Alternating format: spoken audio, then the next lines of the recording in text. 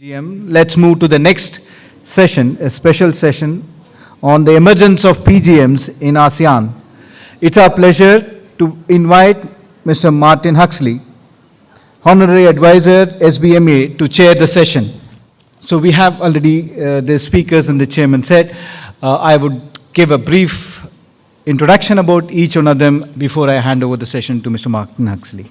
Mr. Martin Huxley was appointed as SBMA Honorary Advisor in February 2023. Up to February 2023, Mr. Martin was Global Head at StoneX Group, precious metals business based in Singapore, leading a team operating out of 7 countries.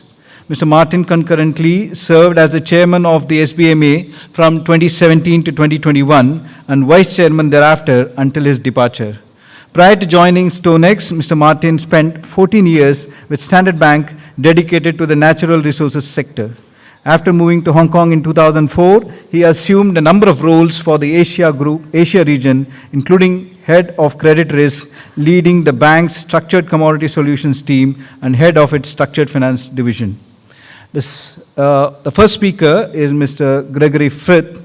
Greg is a senior precious metals dealer on the StoneX sales and trading desk in London, working with multiple stakeholders in North America and EMEA. Greg covers a variety of sectors including producers, fund, traders, banks, refineries, and central banks with a specialist focus on Russia and CIS. Greg previously held the role of Global Head of Precious Metals Trading at VTB Capital in Hong Kong. Prior to joining StoneX, Greg spent 10 years in the Middle East where he helped build ICBC Standard Bank's regional precious metals trading book. The second speaker is Mr. Simon Huang. He has, from 2019 till date, he is the Precious Metals International Singapore Limited Managing Director. From 2014 to 2018, Gemsa Metals Company, a member of Gerald Metals, Shanghai, China. 2007 to 2014, he was with Credit Agricole Corporate and Investment Bank. From 2004 to 2007, Mizuho Corporate Bank, New York, USA. 2002 to 2004, he was with General Electric Capital Corporation. From 1993 to 97, he from graduate trainee to senior officer, Bank Brussels Lombard. The third speaker is Mr. Frank Chen. He's the founder and managing director of BR Metal PT Ltd. Driven by his conviction to create shared value and leave a positive impact on the environment, Frank began his entrepreneurial journey when he founded BR Metals in 2009. As a managing director of the company that is focused on finite resource management and circular design, Frank is responsible for strategic direction, vision, growth, and performance of BR Metals. Through his leadership, the company has become a leading processor of spent catalytic converters and a key player in the platinum group of metals, global supply chain with presence in Singapore, China, Malaysia, and now in Thailand as well. Our final speaker is Mr. Weibin Deng, Regional Head Asia World Platinum Investment Council. Mr. Weibin is a veteran in commodity derivatives with 15 years plus experience in operations, financial control, risk management, and COO functions. Knowledge in both listed and OTC commodity derivatives sales and trading, and has a good network in China market. With this introduction to our lovely speakers, I hand over the session to Mr. Martin Huxley. Okay, thank you, Vasa. Welcome everyone to the final session of the day. I'm mindful we're a little late, but we'll do our best to try and hit the 6 o'clock drinks target. As everybody knows, this is the 6th edition of the APPMC. The previous 5 have tended to have almost an exclusive bias towards the gold market and serving really the needs and interests of the delegates and members joining. However, as Singapore continues to grow as a recognised precious metal hub, we are seeing a lot greater interest in the platinum group metal sector, And, not only we're seeing existing members expand their offering, we're seeing a number of new entrants enter Singapore and into the PGM market. It's my pleasure to host this session and the topic, the emergence of PGMs in ASEAN, and recognising the crucial role of PGMs both from an investment standpoint and across various industrial uses such as automotive, electronics and renewable energy. I'm delighted to be joined by 4 industry experts and quite a diversified spread of activity. So without further ado, I will pass over, and what I would suggest is each panellist will do their individual presentation, giving an overview of their activities and the role they play in platinum group metals, and maybe we'll quickly open it up to the floor, and if no questions, maybe I'll throw 1 or 2 in there as well. So without further ado, I think Greg was the first one, so I'll pass over to Greg. Hello everyone. Good to be here in Singapore after a few years of being away, so nice to be back. I think in terms of what I'm looking at in terms of general trends, market trends, and PGMs, there's so much going on in PGMs, it's quite difficult to focus on one thing. So I'm going to kind of stick to the main challenges and trends that are in the market at the moment. I don't know if the presentation... So we can go through to the next slide, please. So in terms of StoneX, who we are, many of you might know who we are, many of you might not. We're one of the largest OTC physical and hedging trading counterparties in the bullion market. We're very active in PGMs. In terms of our average gold and silver flows on our online trading platform, we're doing about $20 billion a quarter, which is phenomenal growth over the last 7 or 8 years. Physical trading, we buy and sell products in all the major locations around the world, and we trade all the main precious metals products. And PGMs, we do trade actively platinum, palladium, also rhodium, ruthenium, and iridium. Full members of the LBMA and LPPM, and we have dealing offices in all major trading locations. StoneX Group, our parent, is a Fortune 100 company listed on NASDAQ. We now have, I think, 80 plus offices around the world. I kind of lose count because we keep adding so many, which is a good problem to have. But just to give an example, I think the company started with about $5 million of startup capital 20 years ago, and now it's got about $20 billion of assets. So we're trading $4.4 trillion last year worth of products across all of our businesses, which has been some phenomenal growth for us as well. And we're really focused as being a high-touch, digital-focused financial services company. So I'll sort of move forward to the trends in PGMs we're seeing. Price action at the moment has been dictated by mine supply. Here you can see the platinum and palladium forward curves on the screen. The forward curve for platinum is really showing demand down the 12-month curve is quite strong in platinum due to really the energy crisis in South Africa and the expectation of far less mine supply being available later this year. I think many people are underestimating quite how bad the power situation is in South Africa, and that's going to be a driver of price. I expect to see platinum probably going to $1,400, $1,500 by the end of the year, and actually overtaking the palladium price sooner than many people think. And palladium, the forward curve, it's not really that much change from last year, but demand has been very weak in Asia specifically for ingots, and we've seen a lot slower demand due to a much slower expected economic reopening in China, and obviously high demand for electric vehicles as opposed to combustion engines. And moving into the trends for international trade, we've seen quite a change in PGM flows since last year. These charts are showing the net imports of metal for platinum, palladium into Switzerland. So you can see really here that South Africa has exported a lot of metal this year and platinum, purely because there's a lot of people looking for platinum, worried about the power situation in South Africa and potential supply shortages.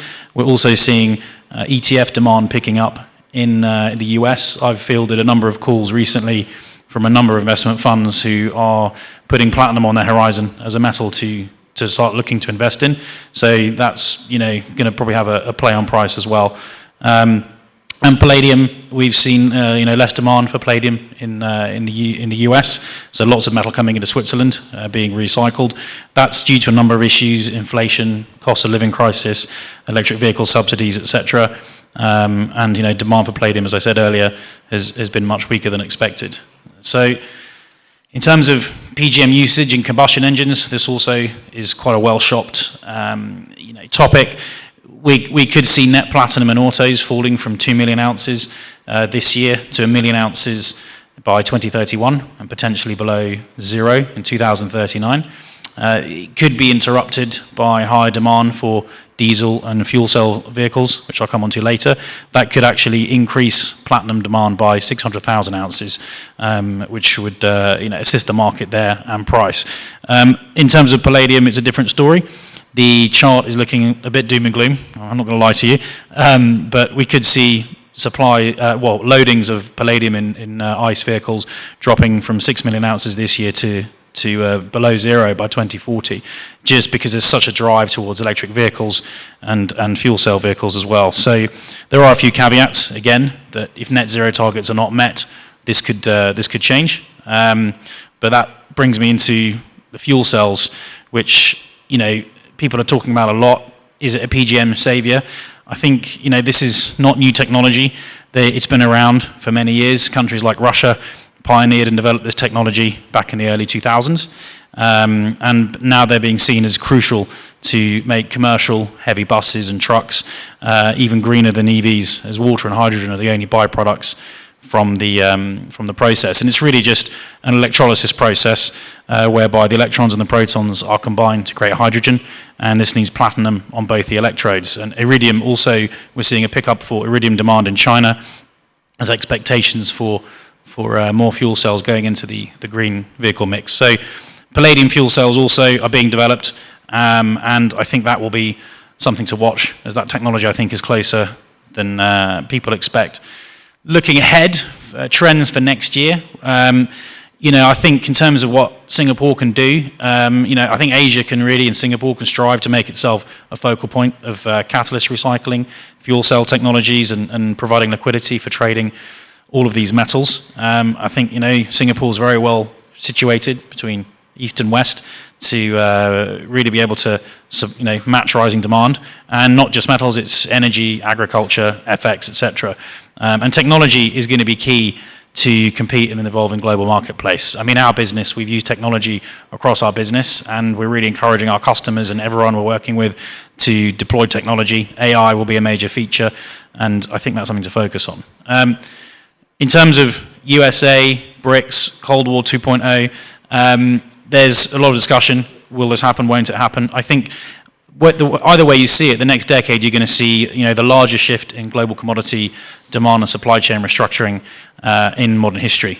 China and the US are increasingly competing for global resources, and that's going to drive a lot of supply and demand shifts.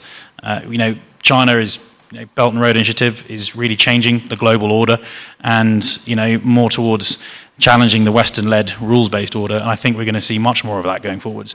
So this will create increased substitution of dollar-based commodity trade, which we've already been seeing this year, into renminbis. And I think Singapore is ideally located to take advantage of these arbitrage trading opportunities across these assets. And in terms of opportunities for an Asian PGM marketplace, like I said earlier, I mean, spent catalysts coming from major ICE markets in the region can be sent to local recycling plants. And I think fuel cells and separating and recycling these metals locally can reduce costs and drive efficiency for lots of Asian auto producers. I think alongside a lot of the bilateral trade with China, Japan could be something to really look at for Singapore. It's got one of the most advanced manufacturing economies in Asia, and it's being seen as a major foreign investment destination for the first time in 20 years by the US, the UK, and the EU. And I think that partnership could be a bit of a game changer. So I think overall, I think Singapore is ideally placed to become a major supply chain hub, serving East and West during this sort of deglobalization, I don't really like the word, process. And I think the market could become more fragmented, but Singapore's primed to be a good PGM center. Thanks very much, Greg. Very interesting. I guess the big theme in the PGM market and talking point is electric vehicles replacing internal combustion engines. So I guess my question for you is, do you see net zero targets being attainable? And if not, what impact will this have on demand for ICEs and EVs in the short term? Yeah, I mean, I think the short answer is the net zero targets are not attainable. We've seen that with the energy crisis this year. We all want to have a greener world, and I think it's something we should all strive towards. But if you talk about ESG in a developing country, you go to South Africa and you say, what's ESG mean? They say, eat, sleep, and go home, or eat, sleep, and go to work. I mean, people can't afford a £60,000 Tesla. It's a very expensive vehicle. And Ford is currently losing $56,000 on every single EV that they produce, which is unsustainable, whereas China can produce them for $11,000. So I think there's a lot more.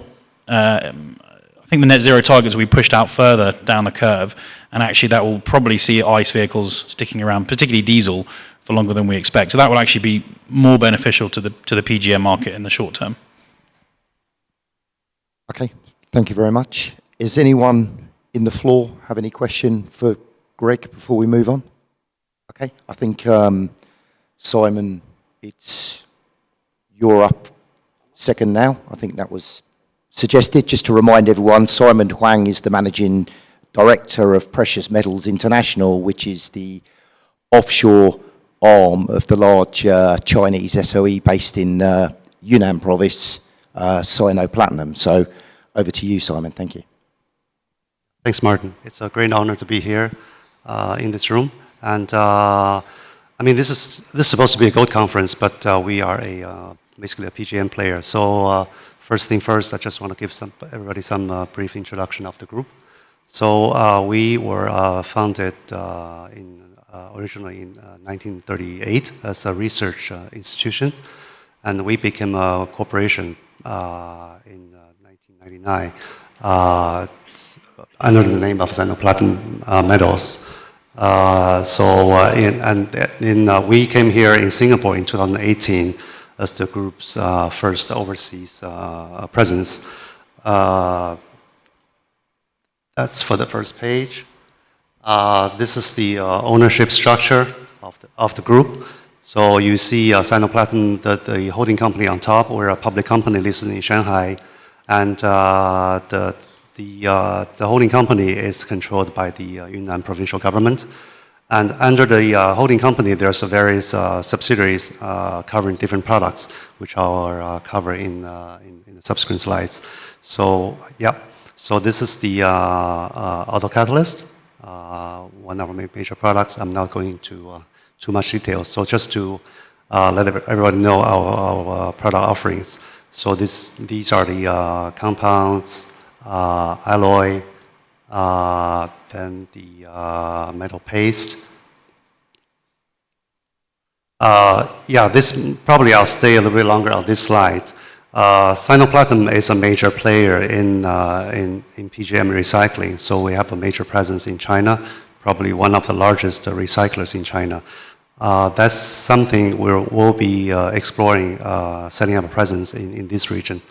So the volume you can see it's quite substantial, covering the whole spectrum of PGM as well as gold and silver.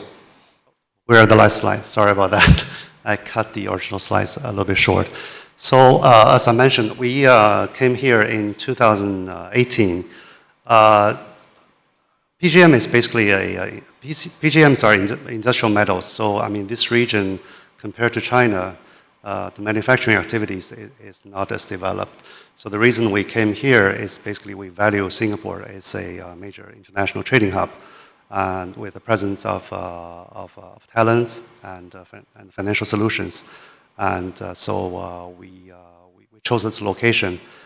The other reason is that Kunming, which is our headquarters is located, is very close to most countries in this region. So that's actually creates ease in terms of communication, logistics. So yeah, so that's what I have for now.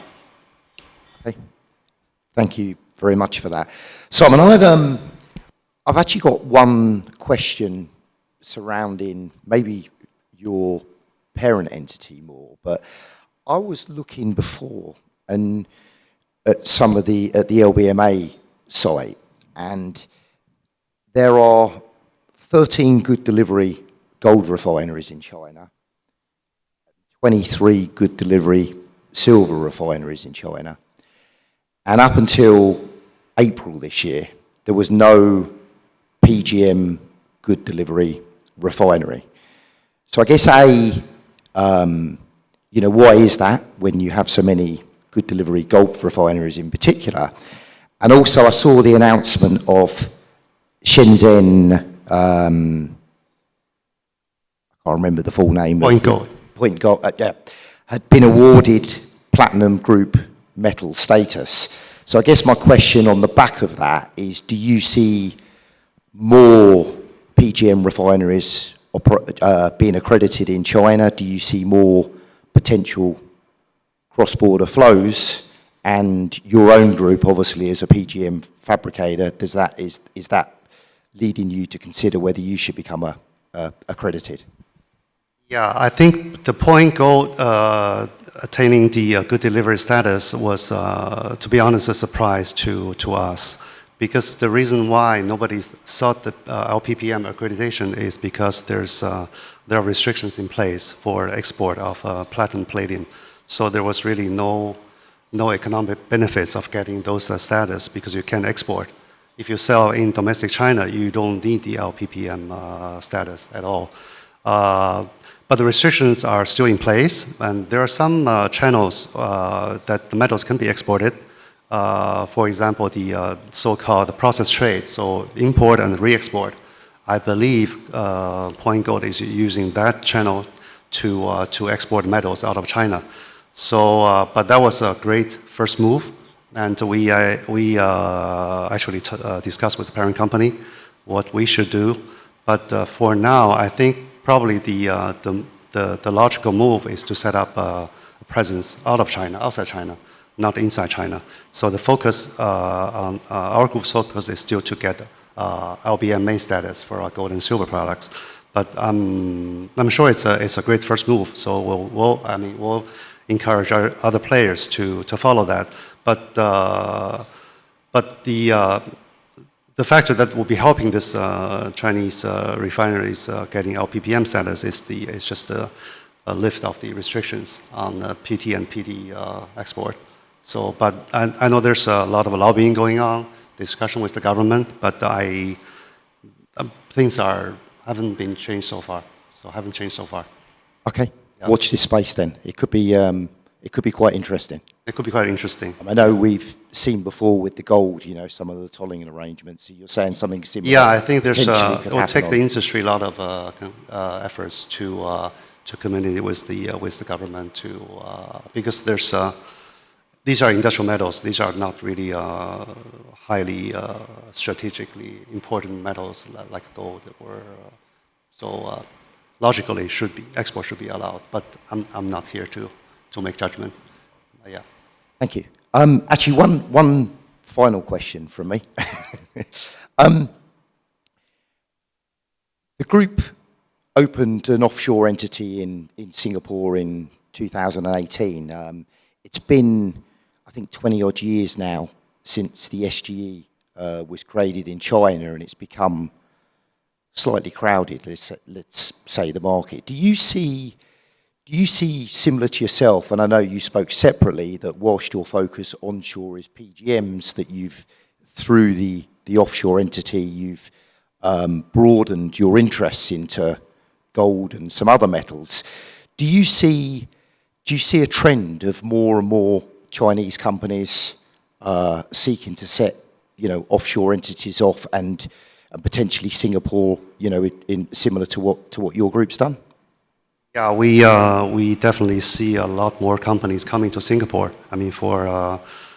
Singapore has been the winner in the Hong Kong-Singapore kind of a rivalry for reasons I think everybody knows. But we definitely see a lot of companies setting up a presence, incorporate open bank accounts in Singapore.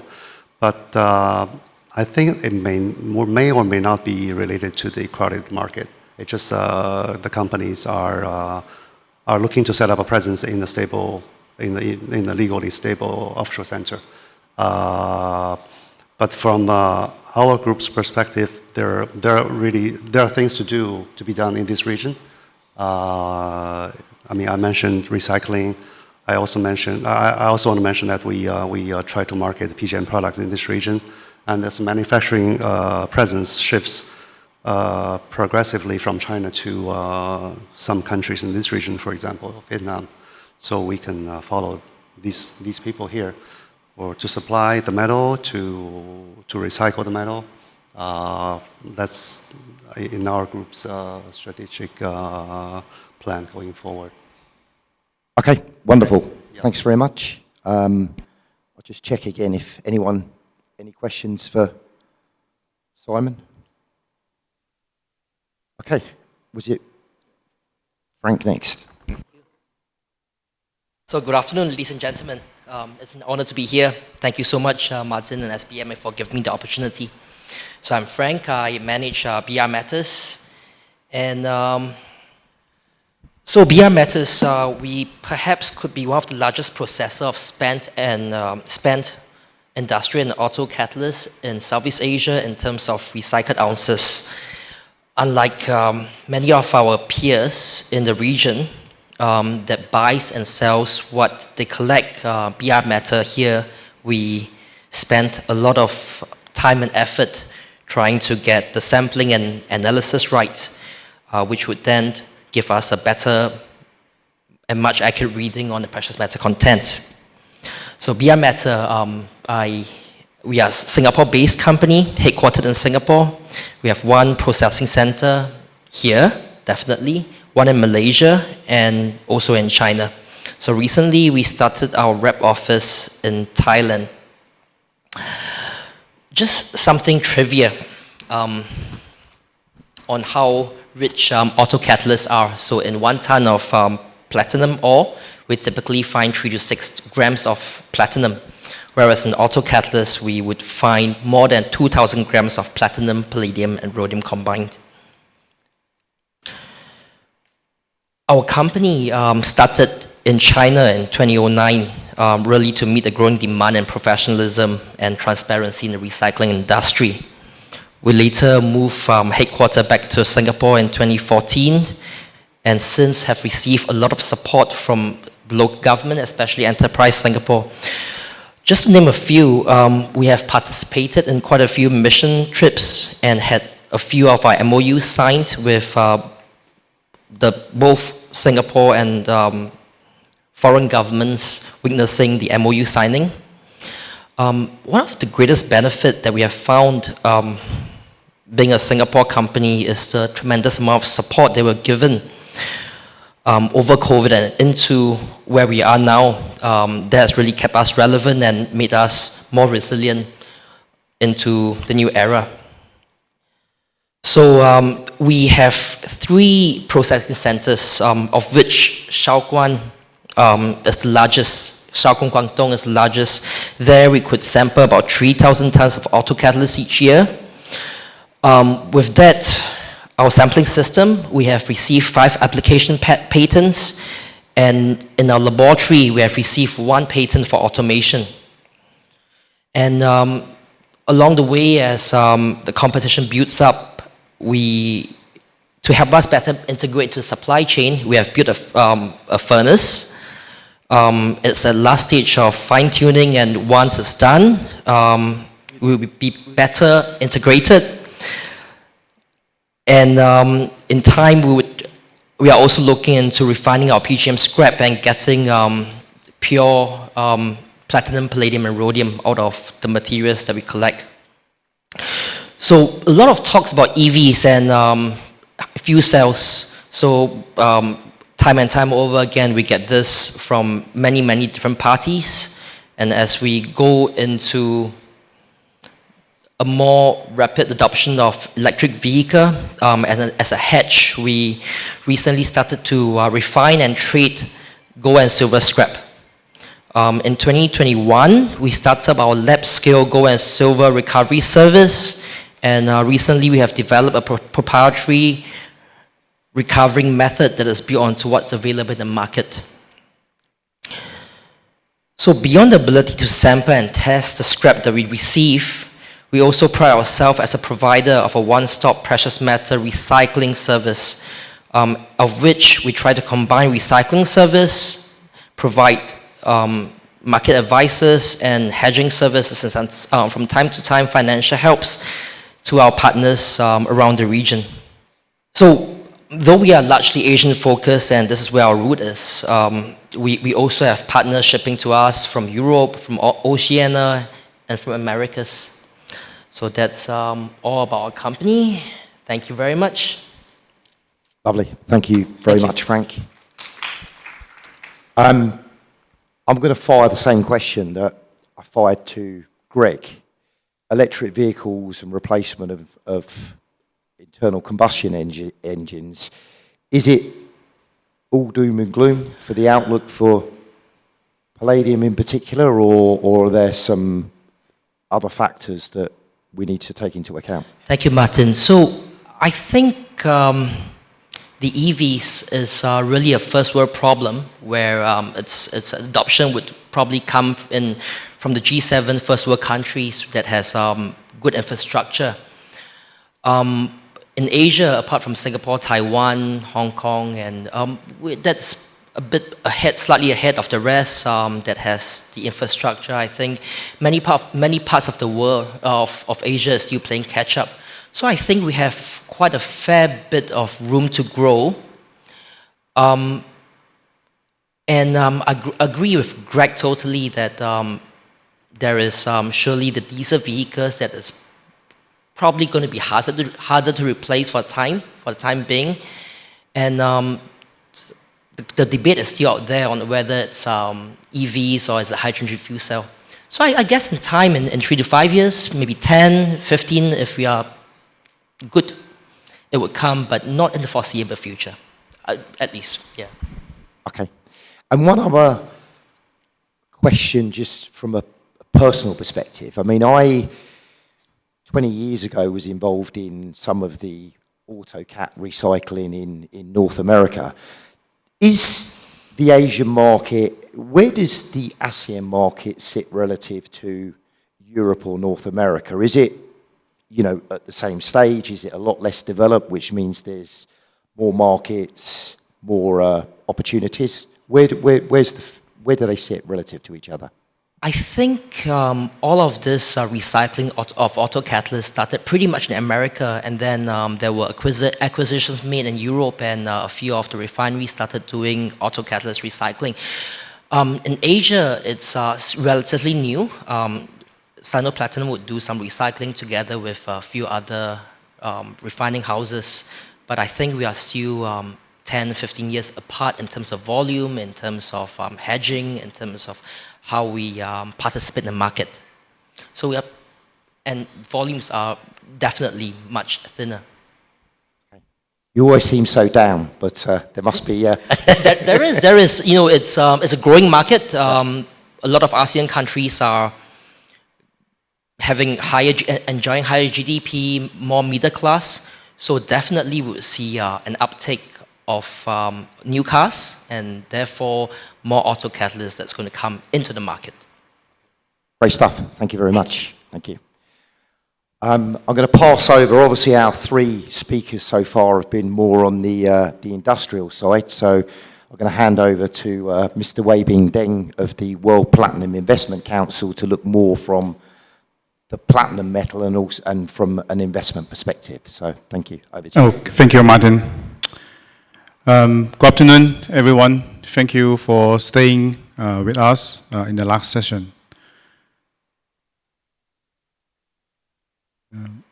Yes, as some of you might be aware that actually WPIC have been established and funded by 6 mining companies in South Africa, where the majority of the PGM metal have been produced from mining.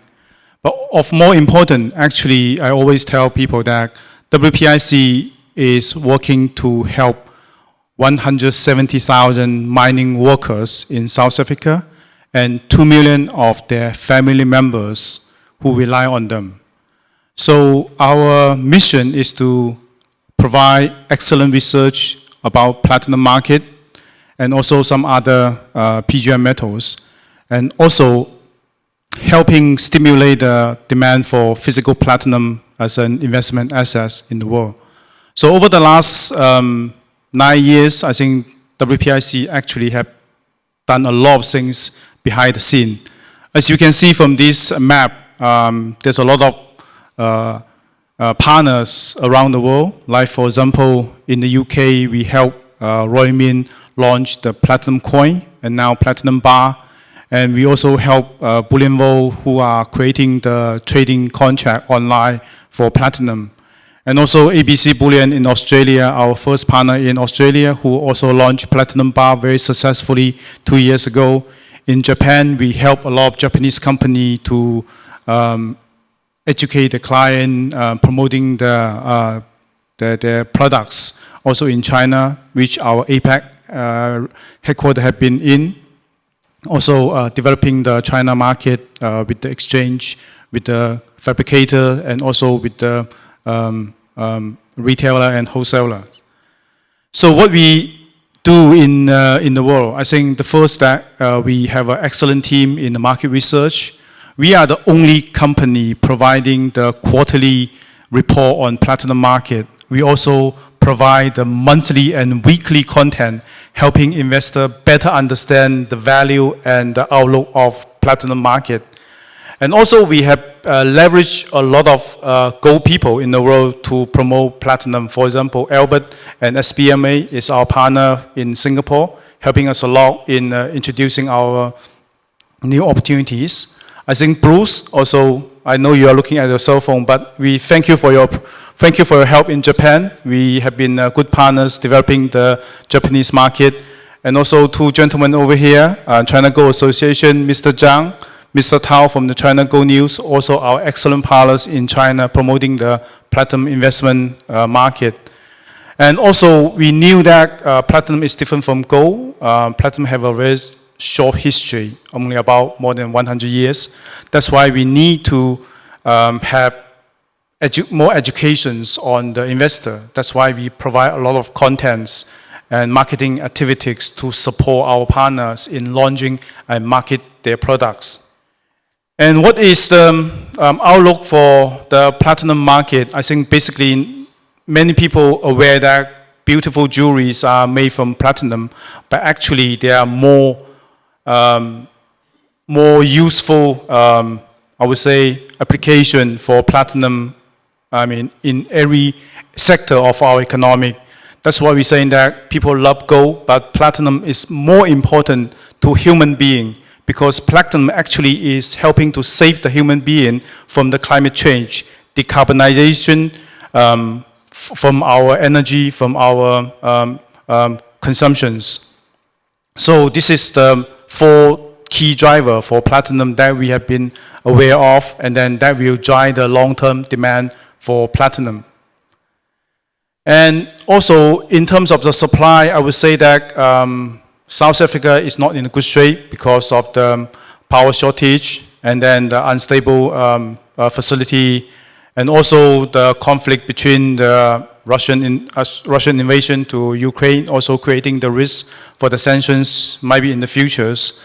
So we see that actually platinum is going to significant deficits this year, and might be the first deficit in the next few years. I think the investment outlook and the investment cases actually is much more promising than ever before. So green hydrogen, I think that's why we're saying that in the next 10 to 15 years, the decarbonization for human being will moving the demand for platinum. It's not only in the fuel cell vehicle, but also in the hydrogens, green hydrogens. Actually, platinum is the only metal that able to provide solutions from hydrogen production, storage of hydrogen, transportation of hydrogen, and application of hydrogen. So this is a very interesting metal for you to look at for investment in the next 10 to 20 years. And this is the outlook. As we said that will be the first significant deficit in 2023, and then might be the first deficit in the next few years.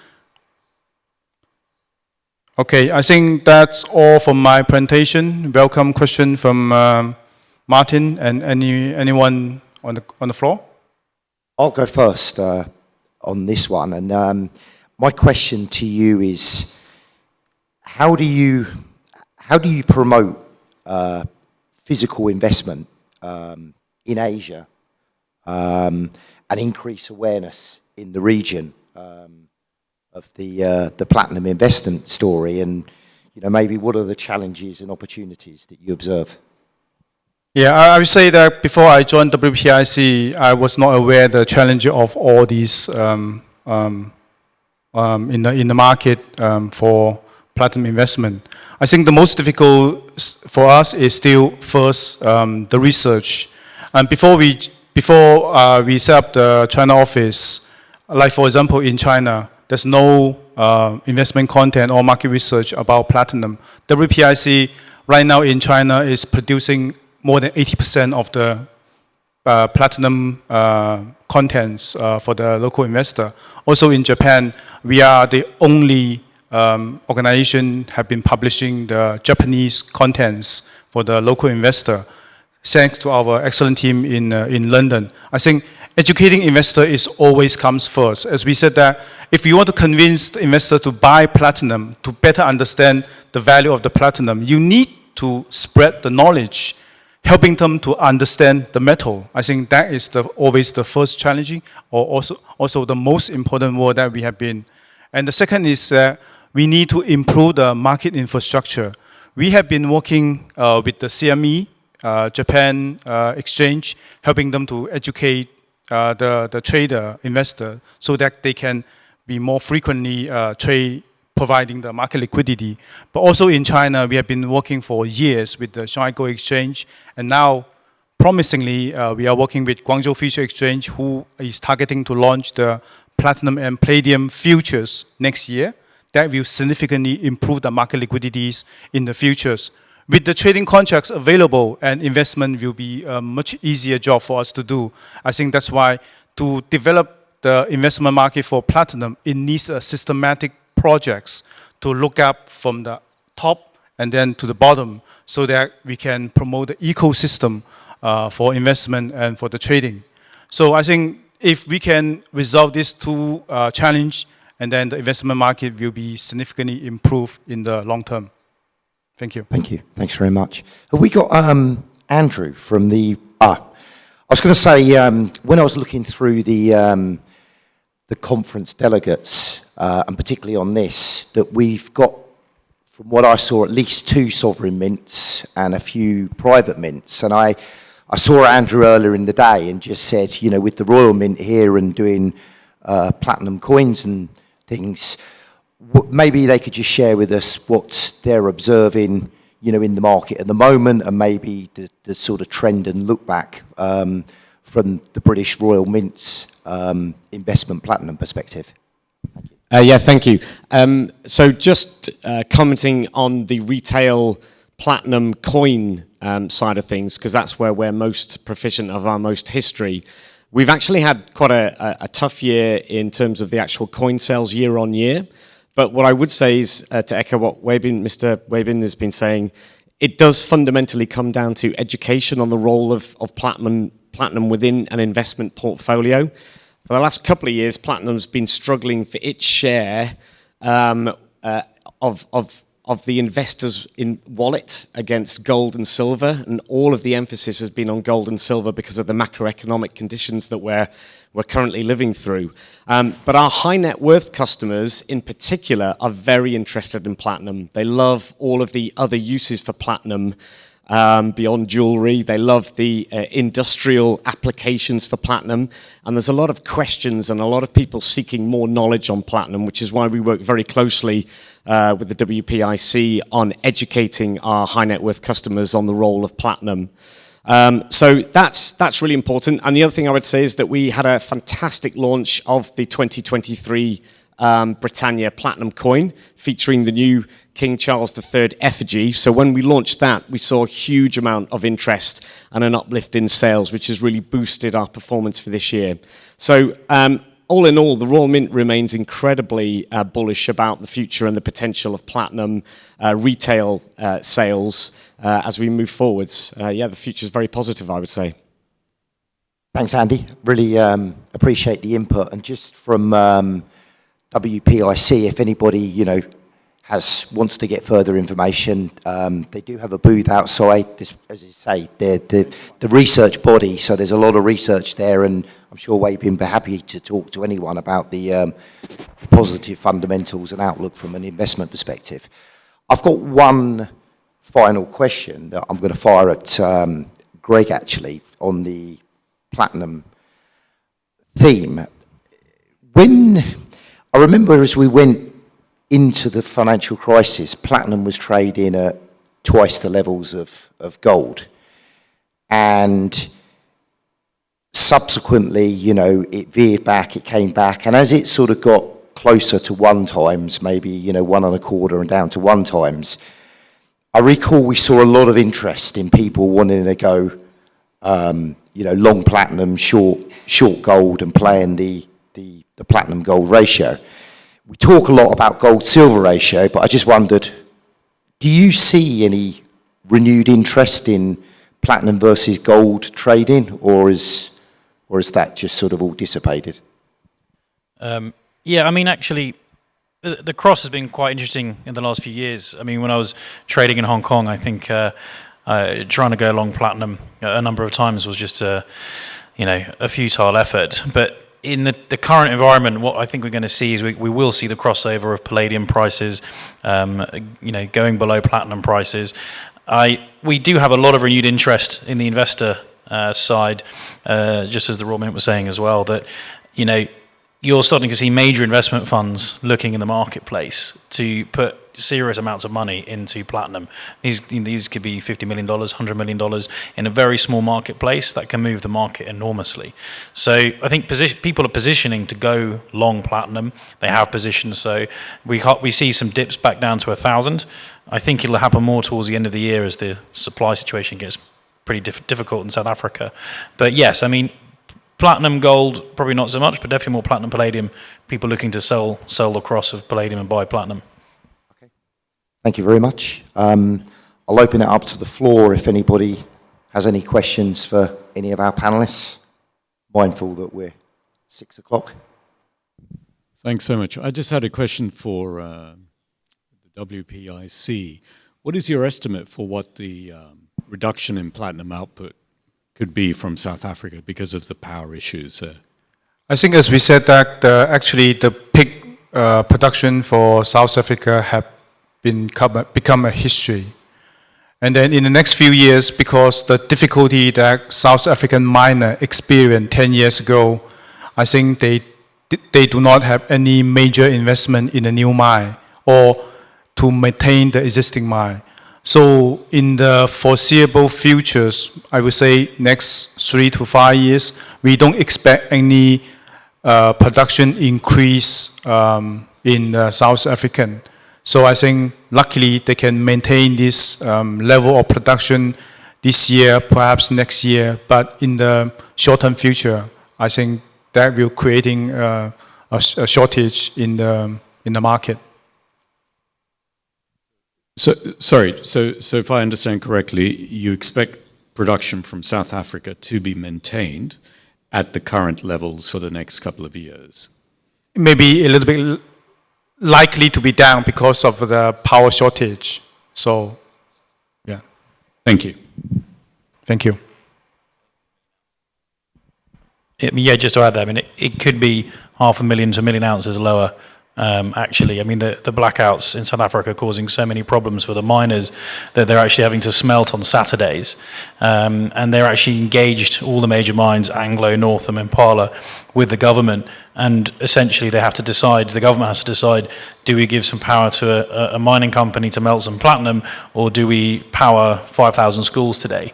And it becomes a very political question. So I think for the first time in about 20 years, you're going to see platinum exports out of South Africa really tailing off, And it's a lot worse than people think. Any further questions? Okay, with that, I'd just like to thank the 4 panellists. I think, it's been an interesting discussion. As I said before, it's a growing theme. We're seeing PGMs in the region here.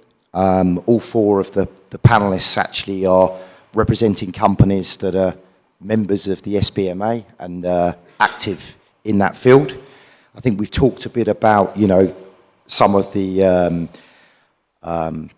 changing demand trends and technological advancements, industrial applications and environmental considerations. And I think, much is made that it's going to bring its challenges, but I think also that brings opportunities. So it's going to be very interesting times ahead. And with that, thanks very much to all 4 of you. And we can now go for a beer.